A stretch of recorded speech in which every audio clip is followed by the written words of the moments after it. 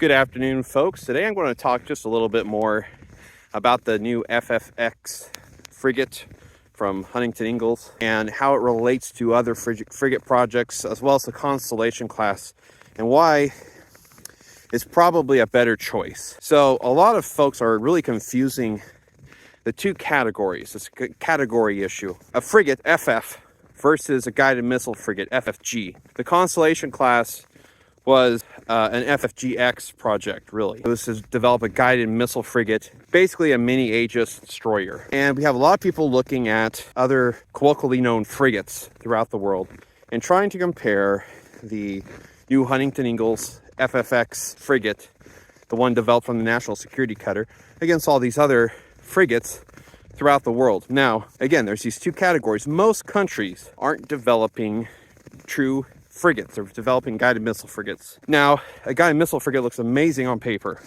and they are good on paper, don't get me wrong. In fact, in real world, they're good. They have a lot of capabilities. They have, lots of missile systems. They're a mini destroyer, and for most countries, that's what they function as.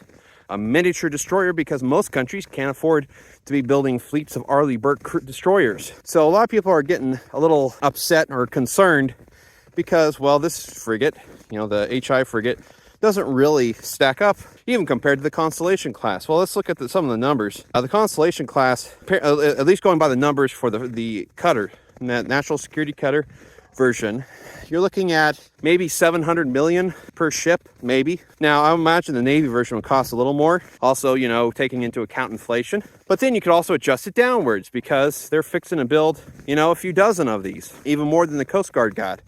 So you're looking comfortably well under $1 billion per copy. Now, compare that to like the Constellation class, which, as far as I can tell, is about $1.5 billion per copy.